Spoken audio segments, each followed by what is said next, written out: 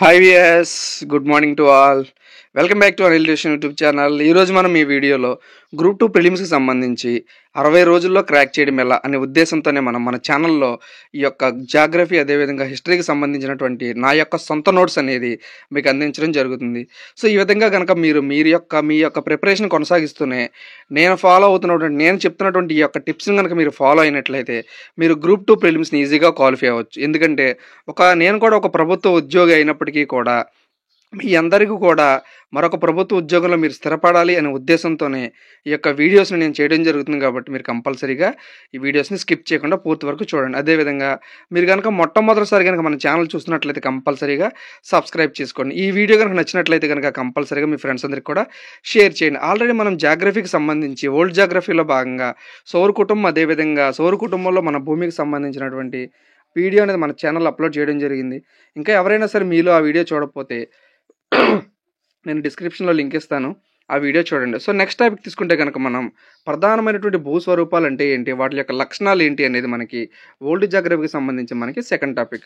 So అంటే ఏంటంటే చాలామంది విద్యార్థుల్ని అబ్జర్వ్ చేసిందంటే ఓల్డ్ జాగ్రఫీ అంటే మనకి చాలా కష్టం, ఓల్డ్ జాగ్రఫీలో వచ్చే బిట్స్ మనం ఎక్స్పెక్ట్ చేయలేము అనుకుంటున్నారు. కానీ గ్రూప్ 2లో కనుక మీరు ఖచ్చితంగా క్వాలిఫై అవ్వాలి అంటే దాదాపు ప్రిలిమ్స్లో ఉన్నటువంటి ప్రతి పాయింట్ లేదా సిలబస్లో ఉన్నటువంటి ప్రతి ఒక్క అంశాన్ని కూడా మినిమం మీరు టచ్ చేసి వెళ్ళాల్సిందే.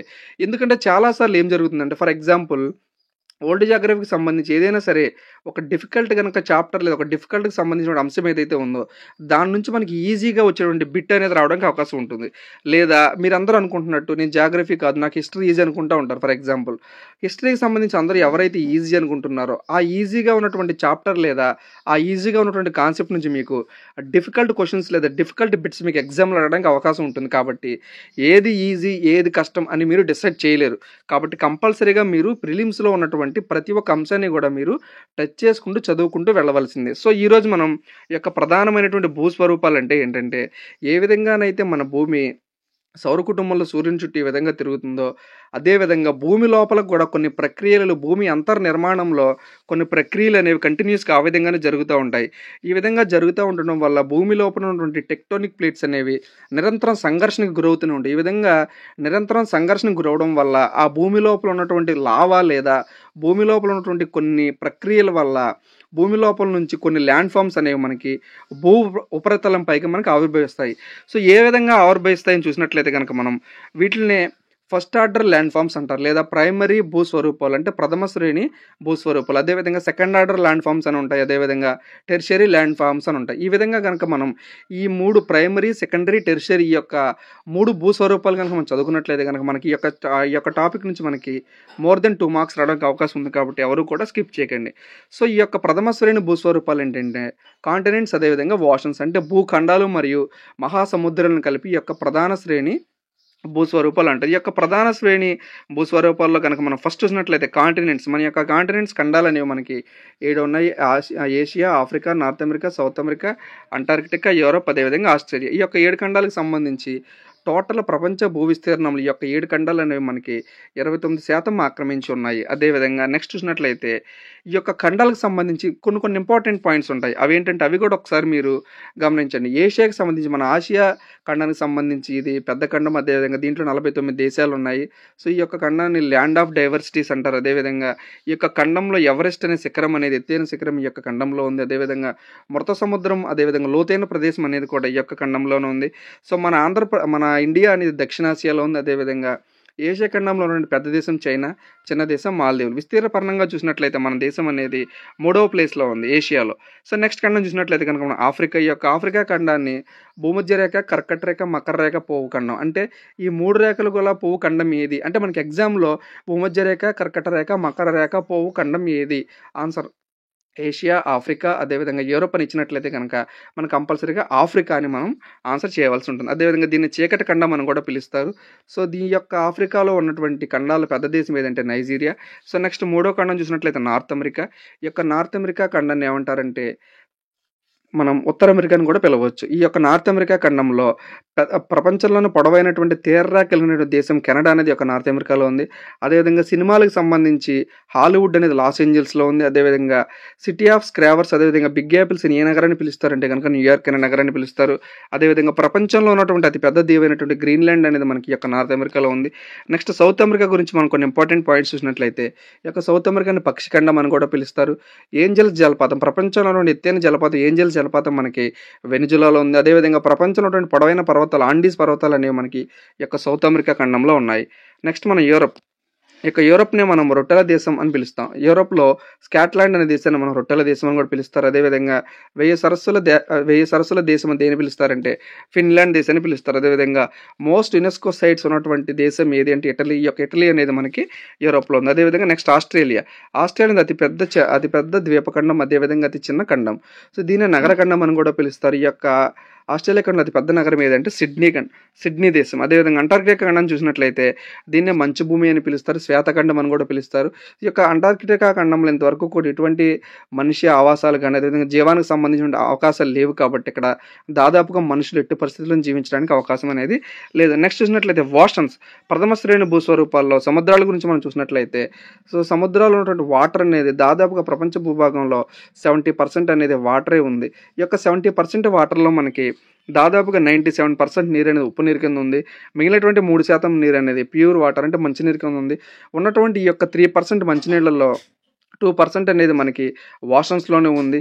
ఈ యొక్క 1% మిగిలినటువంటి 1% మాత్రమే ఎవరైతే మనుషులు ఉన్నారో వాళ్ళకి ఉపయోగపడుతుంది.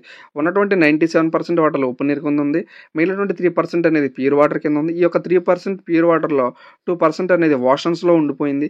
మిగిలినటువంటి 1% అనేది ఈ యొక్క ఏదైతే ప్రపంచంలో ఉన్నటువంటి మనుషులు ఉన్నారో వాళ్ళందరికీ మాత్రమే ఉపయోగపడుతుంది. సో ఏదైతే ఈ యొక్క 1% అనేది వాటర్ ఉందో ఇదే మన ప్రపంచంలో ఉన్నటువంటి ప్రతి ఒక్క మనిషికి కూడా ఉపయోగపడుతుంది కాబట్టి మనం ఈ యొక్క నీరుకు సంబంధించినటువంటి జాగ్రత్తలు లేదా జలాన్ని మనం కాపాడాల్సిన అవసరం ఎంతైనా ఉంది. సో నెక్స్ట్ చూసినట్లయితే పసిఫిక్ ఓషన్. ఈ యొక్క పసిఫిక్ ఓషన్ ఏమంటారంటే ఇది పెద్ద సముద్రం, అదేవిధంగా ఇది బాగా లోతైనటువంటి మహాసముద్రం అంటారు. దీన్ని రింగ్ ఆఫ్ ఫైర్ అని కూడా పిలుస్తారు. సో ప్రపంచంలో ఉన్నటువంటి మెరియానా ట్రెంచ్ అనేది యొక్క పసిఫిక్ మహాసముద్రంలో ఉంది. అదేవిధంగా అట్లాంటిక్ ఓషన్. ఈ యొక్క అట్లాంటిక్ ఓషన్ చూసుకున్నట్లయితే ఇది ఒక ఎస్సాకారంలో ఉన్నటువంటి మహాసముద్రం. దీన్నే హెర్రింగ్ పాండ్ అదేవిధంగా కల్లోల్ సముద్రం పిలుస్తారు. ఇది రెండవ అతిపెద్ద సముద్రం. పొడవైనటువంటి తీరరేఖ కలిగినటువంటి మహాసముద్రం ఏది అని మనం కనుక ఎగ్జామ్లో అడిగినట్లయితే అట్లాంటిక్ ఓషన్. అదేవిధంగా పీట్రోటికా ట్రెంచ్ అనే లోతైన ప్రదేశం ఉన్నటువంటి ప్రదేశం కలిగినటువంటి సముద్రం ఏదంటే మనకి యొక్క అట్లాంటిక్ ఓషన్. అదేవిధంగా ద్వితీయ శ్రేణి భూస్వరూపాలు. ఈ యొక్క ద్వితీయ శ్రేణి భూస్వరూపాలు ఏంటంటే ఏవైతే ప్రధానమైనటువంటి భూస్వరూపాలు ఉన్నాయో అంటే మనం చదువుకున్నటువంటి యొక్క ఖండాలు అదేవిధంగా సముద్రాల్లో ఎక్సోజెనిక్ అదేవిధంగా ఎండోజెనిక్ ఫోర్సెస్ అనేవి జరుగుతాయి. అంటే బాహ్యంగా కొన్ని బలాలు లేదా భూమి లోపల ఉన్నటువంటి కొన్ని బలాలు అనేవి ఎక్కువగా ప్రెషర్ చేయడం వల్ల ఈ యొక్క ప్రధాన భూస్వరూపాలపై ప్రెషర్ ఎప్పుడైతే కలుగుతుందో సో దాని నుంచి ఉద్భవించే ప్రాంతాలని లేదా దాని నుంచి ఉద్భవించే ప్రదేశాలను ఏమంటారంటే ద్వితీయ శ్రేణి భూస్వరూపాలు అంటారు. సో దాంట్లో ఫస్ట్ చూసినట్లయితే మనకి మౌంటైన్స్ అదేవిధంగా పీఠభూములు, ప్లెయిన్స్, మైదానాలు. సో ప్రధానమైనటువంటి భూస్వరూపాలు కింది వాటిలో ఏవి అని ఇస్తారు అంటే సముద్రాలు లేదా ఖండాలని మనం పెట్టాల్సి ఉంటుంది. సో ద్వితీయ శ్రేణి భూస్వరూపాలు అంటే ఏంటంటే పర్వతాలు, పీఠభూములు, మైదానాలు. ఈ యొక్క పర్వతాలు, పీఠభూములు, మైదానాలు ఏర్పడ్డాకల మెయిన్ కారణం ఏంటంటే ఎండోజెనిక్ ఫోర్సెస్ అదేవిధంగా ఎక్సోజెనిక్ ఫోర్సెస్. ఎండోజెనిక్ ఫోర్సెస్ అంటే ఏంటంటే భూమి లోపల జరిగేటువంటి బలాలు ఏవైతే ఉన్నాయో ఆల్రెడీ మన ఎండోస్కోపీ గురించి మెడికల్ టర్మ్లో మనం చూస్తుంటాం. ఎండోస్కోపీ ఏంటి ఏదైనా సరే ఒక గొట్టాన్ని లేదా ఒక పైపుని అనేది మనిషిలో ఉన్నటువంటి ఏదైనా సరే భాగాన్ని చెక్ చేయడానికి మనకి లోపలికి ప్రేగుల్లోకి పెడతారు కాబట్టి సో ఆ విధంగా ఎండో అంటే ఏంటంటే లోపల అంటే మనం గుర్తుంచుకోవచ్చు. అంటే ఎండోజెనిక్ ఫోర్సెస్ అంటే భూమి లోపల జరిగినటువంటి ఫ్యాక్టర్స్ ఏవైతే ఉన్నాయో ఆ ఫోర్సెస్ ఆ ప్రెషర్స్ అనేవి ఏవైతే క్రియేట్ అవుతున్నాయో సో దానివల్ల ఉద్భవించినటువంటి ఈ యొక్క స్వరూపాలనే ఎండోజెనిక్ ఫోర్సెస్ ద్వారా తయారైనటువంటి స్వరూపాలు అంటారు. అదేవిధంగా ఎక్సోజెనిక్ ఫోర్సెస్ ఏంటంటే బాహ్యంగా భూమి బయట ఇటువంటి వాతావరణంలో నుండి కొన్ని మార్పుల కారణంగా అదేవిధంగా వాతావరణంలో ఉన్నటువంటి కొన్ని ఫోర్సుల ఆధారంగా ఎటువంటి భూస్వరూపాలు క్రియేట్ అవుతాయో వాటిని ఎక్సోజెనిక్ ఫోర్సెస్ అంటారు. అదేవిధంగా ఎండోజెనిక్ ఫోర్సెస్ అనేవి ఇంటర్నల్ ఫోర్సెస్ అంటే భూమి లోపల జరిగేవి. భూకంపాలు, అగ్నిపర్వతాలు మనకి యొక్క ఎండోజెనిక్ ఫోర్సెస్ వల్లనే మనకి జరుగుతాయి. అదేవిధంగా ఇంటర్నల్ హీట్ అనేది భూమి లోపల ఎక్కువగా ఉంటుంది. ఆ యొక్క హీట్ని రిలీఫ్ చేసుకోవడానికి భూమి లోపల ఉన్నటువంటి ప్లేట్స్లో ఉన్నటువంటి ఆ యొక్క హీట్ అనేది బయటకు రిలీఫ్ కింద రావడానికి ఈ యొక్క ఎండోజెనిక్ ఫోర్సెస్ ద్వారా మాత్రం వస్తుంది. మౌంటైన్స్ అదేవిధంగా పర్వతాలు, భూకంపాలు అన్నీ కూడా ఈ యొక్క ఎండోజెనిక్ ఫోర్సెస్ వల్లే మనకి ఇప్పుడు మనం చూస్తున్నటువంటి యొక్క పర్వతాలనేవి ఉన్నాయన్నమాట. అదేవిధంగా ఎర్త్‌క్వేక్ సంభవించడానికి కూడా ఈ యొక్క ఎండోజెనిక్ ఫోర్సెస్ అనేవి కారణం అనమాట. సో, ఈ యొక్క ఎండోజెనిక్ ఫోర్సెస్ వల్ల జరిగినటువంటి నష్టాన్ని మనం ఆఫ్టర్ ద ఎఫెక్ట్ అంటే ఫర్ ఎగ్జాంపుల్ భూకంపాన్ని మనం అప్పుడే చూడగలం. ఎప్పుడైనా సరే మనకు భూకంపం గనుక సంభవించినట్లయితే ఈ యొక్క ఎండోజెనిక్ ఫోర్సెస్ ఎఫెక్ట్ అనేది మనకి కొద్ది కాలంలోనే కొద్ది టైంలోనే మనం ఈ యొక్క ఎఫెక్ట్ అనేది చూడగలం. సో, అదేవిధంగా ఎక్సోజెనిక్ ఫోర్సెస్ అంటే ఈ యొక్క ఎక్సోజెనిక్ ఫోర్సెస్ వల్ల జరిగినటువంటి నష్టాన్ని మనం కొన్ని 1000 సంవత్సరాల తర్వాత అంటే కొన్ని మిలియన్ సంవత్సరాల తర్వాత మాత్రమే ఆ యొక్క ఎఫెక్ట్ అనేది మనం చూడగలం. ఈ యొక్క ఎక్సోజెనిక్ ఫోర్సెస్‌లో ఇంపార్టెంట్ ఏంటంటే వెదరింగ్, ఎరోజన్, అదేవిధంగా deposition, wasting of the water. అంటే శైథిల్యం అంటే ఏంటి? తెలుగు మీడియం అదేవిధంగా ఇంగ్లీష్ మీడియం విద్యార్థులకు ఉపయోగపడే విధంగా నేను ఈ యొక్క నోట్స్‌ని, ఈ యొక్క క్లాస్‌ని చెప్పడం జరిగింది కాబట్టి ఈ తెలుగు మీడియం విద్యార్థులైనా సరే, ఇంగ్లీష్ మీడియం విద్యార్థులైనా సరే కంపల్సరీగా ఈ వీడియోని స్కిప్ చేయకుండా ఎండ్ వరకు చూడండి. సో, శైథిల్యం అంటే ఏంటి? క్రమక్షయం అంటే ఏంటి? నిక్షేపణం అంటే ఏంటి? ఇవన్నీ కూడా ఒక ఎక్సోజెనిక్ ఫోర్సెస్. ఈ యొక్క ఎక్సోజెనిక్ ఫోర్సెస్ ద్వారా మనకి శైథిల్యం అదేవిధంగా క్రమక్షయం ఏ విధంగా జరుగుతుందనేది నేను నెక్స్ట్ క్లాస్‌లో లేదా ఈ వీడియోలోనే నెక్స్ట్ టాపిక్‌లోనే ఎక్స్‌ప్లెయిన్ చేయబోతున్నాను. సో, నెక్స్ట్ మనం చూసినట్లయితే గనుక పర్వతాలనేవి ఏ విధంగా ఉన్నాయి? ఈ యొక్క పర్వతాలను గనుక మనం చూసినట్లయితే పర్వతాలని మనం 3 రకాలుగా విభజించుకోవచ్చు. ఈ యొక్క పర్వతాలని 3 రకాలుగా విభజించినప్పుడు ఫస్ట్ వచ్చేసి మనకి డిఫార్మేషన్ మౌంటైన్స్ అని ఉంటాయి.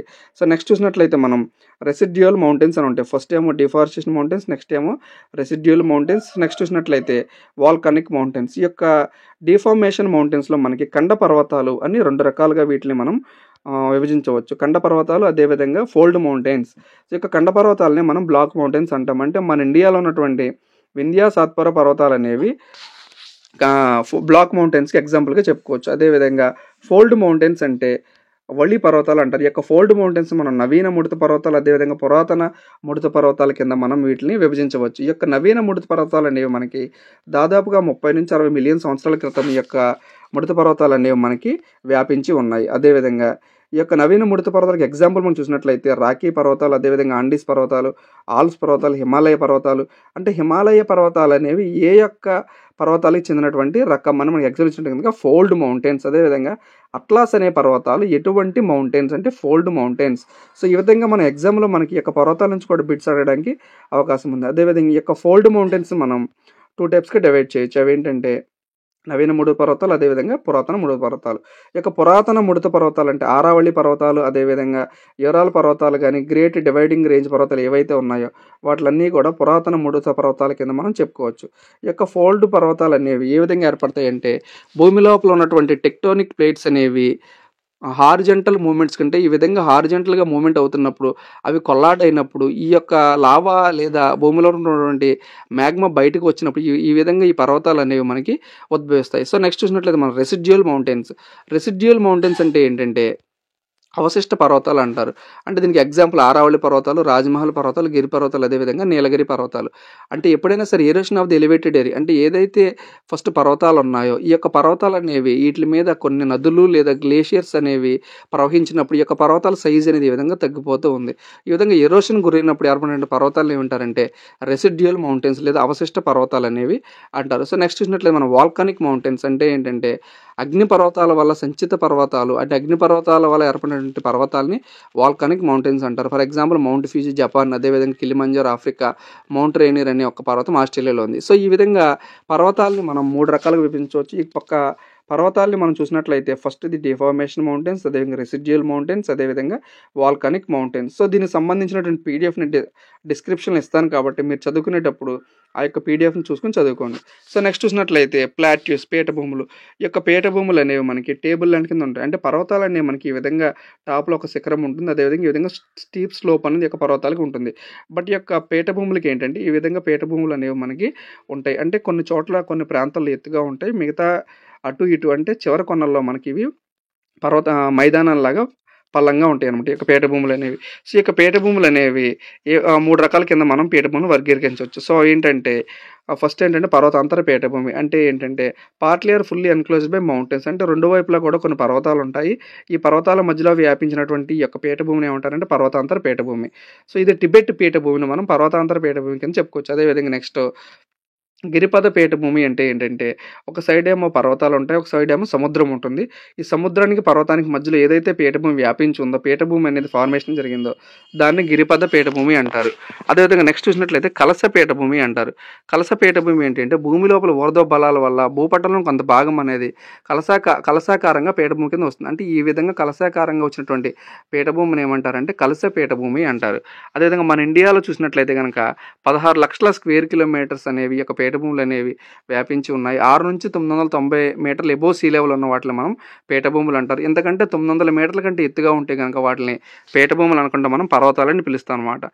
నెక్స్ట్ చూసినట్లయితే ఈ యొక్క మన ఇండియాలో ఉన్న పీఠభూముల్లో ఇంపార్టెంట్ పీఠభూములు చూసినట్టు దక్కన్ పీఠభూమి, ఈ యొక్క దక్కన్ పీఠభూమిలో లావా పీఠభూమి, కొలంబియా పీఠభూమి, మాలవా పీఠభూమి ఇవన్నీ కూడా దక్కన్ పీఠభూమికి సంబంధించినటువంటి రకాలు. అదేవిధంగా అవశిష్ట పీఠభూమికి సంబంధించినటువంటి రకాలు చోటా నాగ్పూర్ పీఠభూమి, ఇవి ఏంటంటే అవశిష్ట పీఠభూమి. సో రెసిడ్యుయల్ పీఠభూమిస్ అనమాట. సో మొత్తం మన ఇండియాలో చూసినట్లయితే మేజర్గా 7 రకాల పీఠభూములు అనేవి మన భారతదేశంలో ఉన్నాయి. సో అందులో చూసినట్లయితే మనం దక్కన్ పీఠభూమి, మార్వార్ పీఠభూమి, సెంట్రల్ హైలాండ్ పీఠభూమి, బుందేల్ఖండ్ పీఠభూమి, మాళవా పీఠభూమి, చోటానగర్ పీఠభూమి, మేఘాలయ, దక్కన్ పీఠభూమి, అదేవిధంగా మహారాష్ట్ర పీఠభూమి. సో ఈ యొక్క పీఠభూముల వల్ల మనం ఎందుకు చదువుకోవాలంటే, ఈ యొక్క పీఠభూముల్లో మనకి అనేక రకమైనటువంటి ఖనిజాలు లేదా మినరల్స్ అనేవి మైకా, ఐరన్, కోల్కి సంబంధించినటువంటి ఖనిజాలు అన్నీ కూడా మనకి దాదాపుగా ఈ యొక్క పీఠభూములను మనకి లభిస్తాయి. కాబట్టి మనం ఈ పీఠభూమి గురించి కూడా ఎంతో కొంత ఇన్ఫర్మేషన్ అనేది తెలుసుకోవాలి. సో నెక్స్ట్ చూసినట్లయితే మనం లాస్ట్‌ది మైదానాలు. ద్వితీయ శ్రేణి స్వరూపాల్లో లాస్ట్‌ది ఏంటంటే మైదానాలు. సో ఈ మైదానాలు ఏర్పడగల కారణం ఏంటంటే ఇండోజెనిక్ ఫోర్సెస్, అదేవిధంగా ఎక్సోజెనిక్ ఫోర్సెస్. అంటే బాహ్య జరిగేటువంటి కారణాలు, అదేవిధంగా భూమి లోపల నుంచి వచ్చేటటువంటి ఫోర్సెస్ వల్ల జరిగినటువంటి ఫలితంగా ఈ యొక్క మైదానాలు అనేవి మనకి ఏర్పడతాయి. సో ఈ యొక్క మైదానాలు మనం చూసినట్లయితే ఈ విధంగా ఫ్లాట్ ల్యాండ్‌గా ఉంటాయి. ఫెర్టైల్ ఫ్లాట్ ల్యాండ్ అని పిలుచుకోవచ్చు అనమాట. సో ఈ మోర్ దెన్ 200 మీటర్స్ అంటే ఎక్కువ 200 మీటర్ల వరకు వ్యాపించినటువంటి, ఇలాగ పొడవుగా వ్యాపించినటువంటి వాటిని ఏమంటారంటే మైదానాల కింద మనం పిలుచుకోవచ్చు. ఈ యొక్క మైదానాలు మనకి భూచలనాల వల్ల, అదేవిధంగా క్రమక్షయం వల్ల నిక్షేపిత మైదానాలు కింద ఈ యొక్క మైదానాలు మనకి ఫామ్ అవుతాయి. ఈ యొక్క మైదానాలు ఫామ్ అవడానికి మనం 2 రకాల వల్ల ఈ యొక్క మైదానాలు అనేవి ఫామ్ అవుతాయి. అవి ఏంటంటే భూచలనం వల్ల ఈ యొక్క మైదానాలు అనేవి ఫామ్ అవుతాయి. అంటే ఖండార్కత భూచలనాల వల్ల, అదేవిధంగా తీర మైదానాల వల్ల. అంటే తీర మైదానాల్లో ఉన్నటువంటి సముద్రం ఏదైతే ఉందో ఊర్ధ్వ బలాల వల్ల సముద్రంలో ఉన్నటువంటి భూమి అనేది కొద్దిగా ఎదరకు వచ్చి ఈ విధంగా మైదానం కింద ఫామ్ అవుతుంది. అదేవిధంగా ఖండాంతర్గత చలనాల వల్ల, అంటే భూమి లోపల జరిగేటువంటి కొన్ని ప్రక్రియల వల్ల ఆ భూమి అనేది పైకి ఈ విధంగా బల్లపరుపుగా రావడాన్ని మనం మైదానం కింద కూడా పేర్కొనవచ్చు. అదేవిధంగా క్రమక్షయం పీఠభూమికి ఎగ్జాంపుల్ ఏంటంటే చోటా నాగ్పూర్ పీఠభూమి. అదేవిధంగా నిక్షేపిత మైదానాలు అంటే ఏంటంటే ఒండ్రు మట్టి, ఇసుక, గులకరాలు లాంటి శిథిలాలతో ఏర్పాటైనటువంటి మైదానాలు మనం నిక్షేపిత మైదానాలు అనేవి ఉంటాయి. అంటే లోతట్టు ప్రాంతాల్లో నిక్షేపితం అవుతుంది. ఏదైతే ఎత్తు ప్లేస్లో ఉన్నటువంటి మైదానాలు ఉన్నాయో అవి కొన్ని ఫ్యాక్టర్స్ వల్ల అవి ఆ మైదానాలు అనేవి అక్కడ ఉన్నటువంటి మట్టి లేదా ఇసుక, గులకరాళ్ళు అనేవి వేరే చోట ఫామ్ అయిపోయి అక్కడ కింద అవి ఒక మైదానం కింద అవి ఏర్పరుస్తాయి. వాటిని నిక్షేపిత మైదానాలని మనం పిలుచుకోవచ్చు. సో నెక్స్ట్ చూసినట్లయితే ఎక్సోజెనిక్ ఫోర్సెస్, అదేవిధంగా ఎండోజెనిక్ ఫోర్సెస్ ఉంటే చాలాసార్లు మనకి గ్రూప్స్ ఎగ్జామ్స్లో జరిగింది. సో వాటి గురించి నేను క్లియర్గా ఎక్స్ప్లెయిన్ చేయబోతున్నాను. ఎక్సోజెనిక్ ఫోర్సెస్ అంటే ఏంటంటే ఎక్స్టర్నల్ ఫోర్సెస్ అనమాట. అంటే భూమి పైన ఉద్భవించేవి. ఇవి మూన్ టైడ్స్లో కూడా జరిగేటువంటి ఒక ప్రక్రియ అనమాట. అంటే మూన్ టైడ్స్లో జరిగేటువంటి ప్రక్రియ ఏది అంటే కనుక ఎక్సోజెనిక్ ఫోర్సెస్ వల్లనే మనకి జరుగుతుంది. అదేవిధంగా ఈ యొక్క ఎక్సోజెనిక్ ఫోర్సెస్ వల్ల మనకి ఎరోషన్ జరుగుతుంది.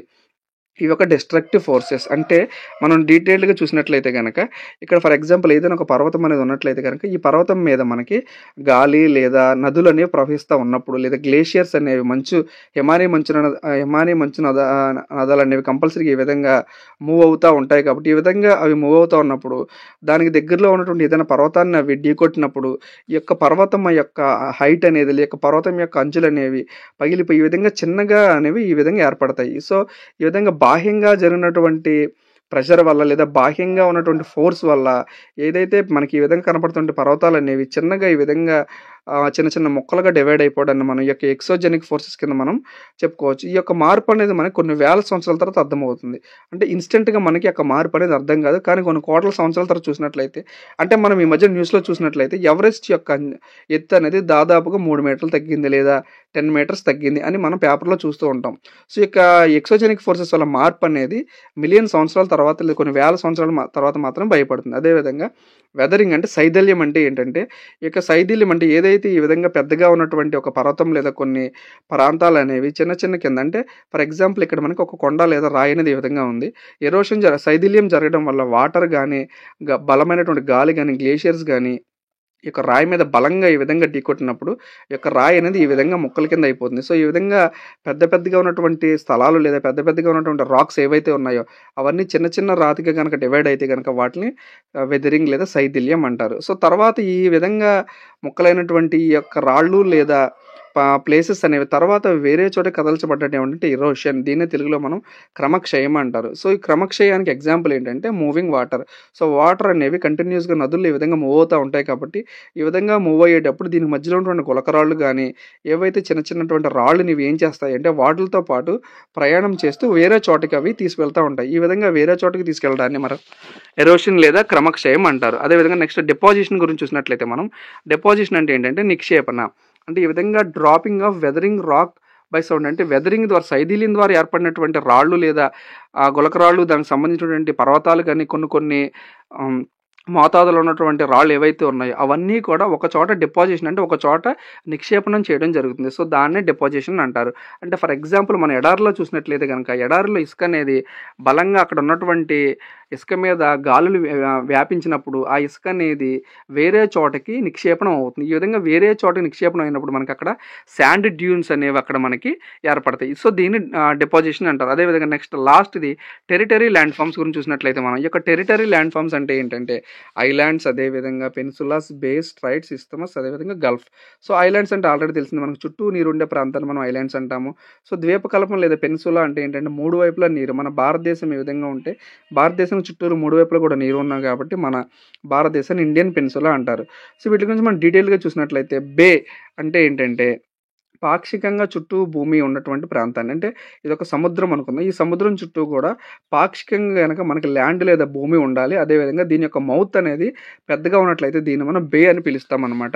సో బే ఆఫ్ బెంగాల్ అంటాం కదా మనం. సో ఆ విధంగా బే ఆఫ్ బెంగాల్ అని ఎందుకన్నామంటే చుట్టూరు కూడా భూమి ఉంటుంది మన బంగాళాఖాతం చుట్టూ. దీని యొక్క మౌత్ అనేది ఎక్కువగా ఉంటుంది కాబట్టి దీన్ని బే అని కింద మనం పిలుచుకోవచ్చు. అదేవిధంగా గల్ఫ్ అంటే ఏంటి? గల్ఫ్ అంటే ఏంటంటే ఇది ఒక వాటర్ బాడీ. ఈ యొక్క గల్ఫ్ అంటే ఏంటంటే పూర్తిగా భూమితో కప్పబడి ఉంటుంది. అంటే ఫర్ ఎగ్జాంపుల్ ఇది కూడా ఒక వాటర్ బాడీ, ఒక సముద్రం అనుకుందాం. ఈ యొక్క సముద్రం చుట్టూరు ఏంటంటే పూర్తిగా మనకి భూమితోటి కప్పబడి ఉంటుంది. బట్ దీని యొక్క మౌత్ లేదా నోరు అనేది చాలా తక్కువగా ఉంటుంది. సో దీన్నే గల్ఫ్ అంటారు. సో గల్ఫ్ ఆఫ్ మెక్సికో అని మనం చూస్తున్నాం. ఈ యొక్క గల్ఫ్ ఆఫ్ మెక్సికో అంటే ఏంటంటే పూర్తిగా భూమితో కప్పబడి ఉండి చుట్టూరు కూడా భూమితో కప్పబడి ఉంటుంది. దీని యొక్క మౌత్ అనేది వెరీ లెస్గా ఉంటుంది కంపేర్ టు బే అనమాట. అదేవిధంగా స్ట్రైట్ జలసంధి ఏంటంటే నేరో ప్యాసేజ్ ఆఫ్ వాటర్ అనేవి ఈ విధంగా ప్రవహిస్తున్నప్పుడు నేరో ప్యాసేజ్ ఆఫ్ వాటర్, చాలా నేరో ప్యాసేజ్ ఉంటుంది. అంటే చాలా తక్కువగా ఉన్నటువంటి ప్రదేశంలో ఈ యొక్క వాటర్ అనేది ప్రవహిస్తూ ఉంటుంది. ఇది ఏం చేస్తుందంటే connecting of two large water bodies. అంటే ఫర్ ఎగ్జాంపుల్ ఇటొక సముద్రం ఉంది, ఇటొక సముద్రం ఉంది. ఈ సముద్రం రెండు వైపులా రెండు సముద్రాలు ఉన్నాయి. ఈ యొక్క కనెక్షన్ అనమాట, ఈ యొక్క రెండు సముద్రాలని కనెక్షన్ చేసినటువంటి పాయింట్ ఏదైతే ఉందో దాన్ని స్ట్రైట్ అంటారు. ఫర్ ఎగ్జాంపుల్ మనం పాక్ జలసంధిని చూసినట్లయితే కనుక మన భారతదేశం అనేది ఇక్కడ ఉంది. నెక్స్ట్ ఇక్కడ మనకి శ్రీలంక ఉంది.